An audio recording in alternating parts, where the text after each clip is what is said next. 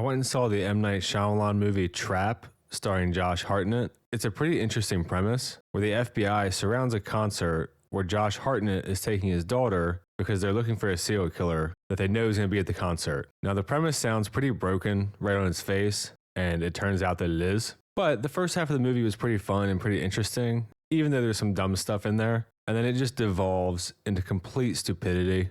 I think M. Night Shyamalan needs to just hang it up. It seems like every movie that goes on, his legacy gets a little bit worse. And every time you leave one of his movies, you kind of have to wonder if he's got lucky with The Sixth Sense and Invincible. Because pretty much everything since then, at least that I've seen, has been mediocre or just bad. And this one was just a bad movie. And it's a shame because there's stuff in there to enjoy, but there's so much bad that it doesn't even matter. So let's just get into it. There will be spoilers. Not that it really matters for this movie. So like I said, the premise is Josh Hartnett is taking his daughter to a concert. The whole place is surrounded by the FBI and police because they're looking for a serial killer. If you've seen the trailer, you know that he's the serial killer. Everything from the trailer is pretty much in the first 10 minutes of the movie, which is how it should be. But for some reason, it never is. Most trailers spoil the movie. Anyway, so the whole premise is that he's like, oh shit, they have the place surrounded. I need to find a way to escape. And there's a lot of little clever stuff in here, and he gives a really good performance. So one of the things that I really like is if you've seen the trailer, you see him talking to the t-shirt guy.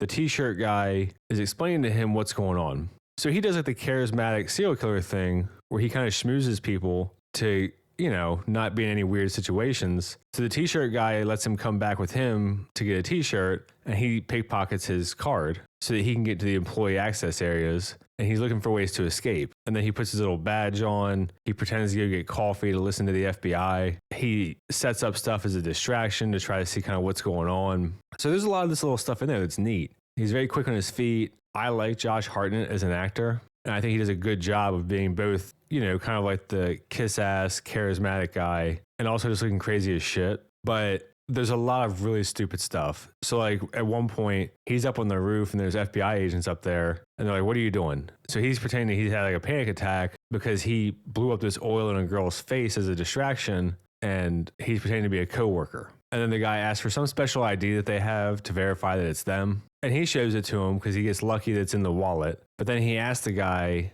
who the woman who gave the presentation is. And the guy just dumps this exposition so that we know that she's a profiler. But the problem for the movie really is that the whole premise just hinges on dumbass stuff. Even the first half of the movie that I thought was more fun. What you find out later is that they found a ripped up receipt with tickets to this concert on one of the victims. And that's how they know that he's going to be here. But they don't know anything about him. They don't know what he looks like. They don't have fingerprints. All they have is a profile. And their whole plan is to investigate the 3,000 men at the concert. Even if he were to try to leave and they questioned him, what's the plan? Like, oh, you fit this profile that someone made up, so we're just going to assume it's you out of 3,000 people? So right away, the movie is just broken. And you're like, how the hell would they know that? And the twist is that his wife thought he was having an affair, followed him, saw one of these extra houses that he has where he took his victims, realized that it wasn't an affair, and then thought that he might be the butcher. So she planted this on him to see if the cops would get closer.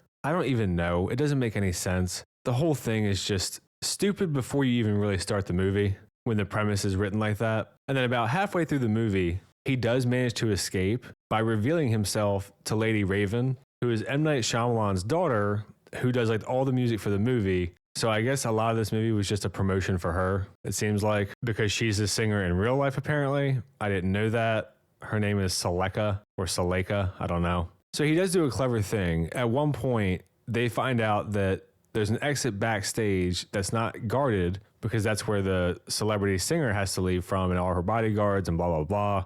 And every concert, she pulls a person up to the stage to do a song with her. So he goes and tells a guy working for her that his daughter had leukemia, obviously to kind of guilt trip him and manipulate him. So then the guy picks his daughter to be the one to go up on stage. So he tries to use this to escape, but there's still a ton of security back there. And then he takes Lady Raven aside and shows her on his phone the guy that he has trapped right now. And he's like, you're going to get me out of here or I'm going to kill this guy. I can do it with the push of a button. And he's like, so catch me or save him. And it's a good moment. I like that he puts her in this position. That's like a good, crazy serial killer move. So she gives in, obviously. They escape. And then from here, it just goes full blown retard. So Josh Hartnett says, oh, you can just drop us off at the corner. And she goes, no, I want to take you guys to your house and visit your family. So they go all the way to his house. And he tells her, if you send a text or call the police, blah, blah, blah, I'll fucking kill him. It's trying to set up a fairly intense situation. Fine. Once they get to the house, she offers to play a song on their piano. She nabs the daughter's phone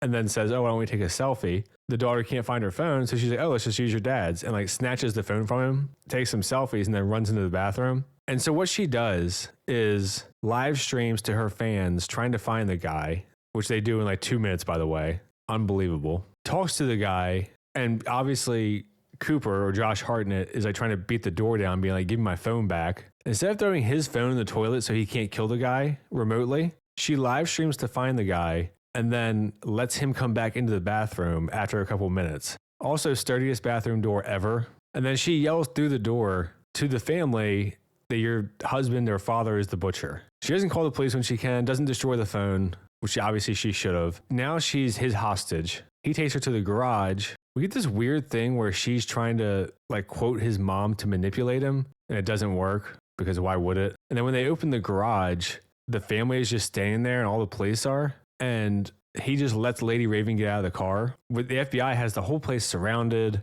Obviously the family is with the FBI. Lady Raven is in her limo. So then from here, he's like a magical being.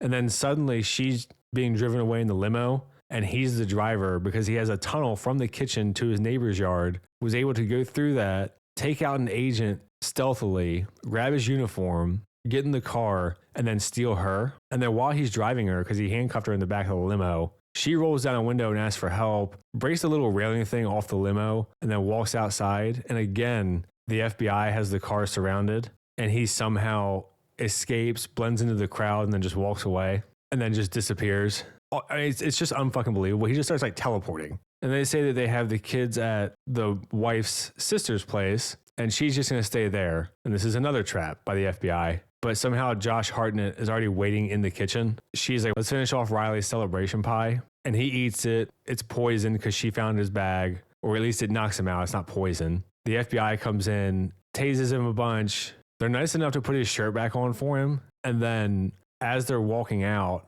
they like let him kind of walk on his own instead of dragging his ass to the back of the police van. So then he goes and picks up the daughter's bike in the front lawn, which they would never let him do. The kids show up, which they would never let happen. They hug him, which again, they would never let happen. And the movie ends, and he's in the back of the police van picking the lock on his handcuffs because when he picked the bike up, he broke a spoke off the wheel. And then he's kind of laughing. And that's the end of the movie. So the movie is just full of complete idiocy all the way through. The first half was decently fun. I kind of liked where they were going with it. But then the whole second half of the movie is just like, what the fuck is happening right now? Everyone must be an idiot so that he looks smart. This is definitely a wait for streaming one for me. It might serve you better as just kind of background noise than an actual movie. Yeah, I mean, the whole thing kind of just seems like a promo for his daughter and a waste of Josh Hartnett. I'm kind of disappointed because I thought the premise was pretty neat. But M. Night Shyamalan, I think, has just hit his stride of kind of shitty movies that he somehow keeps getting to make. I'm going to leave it there for this one. If you see the movie, let me know what you think. I try to respond to all the comments that aren't just insults. Like and subscribe and all that shit. Thanks. See ya.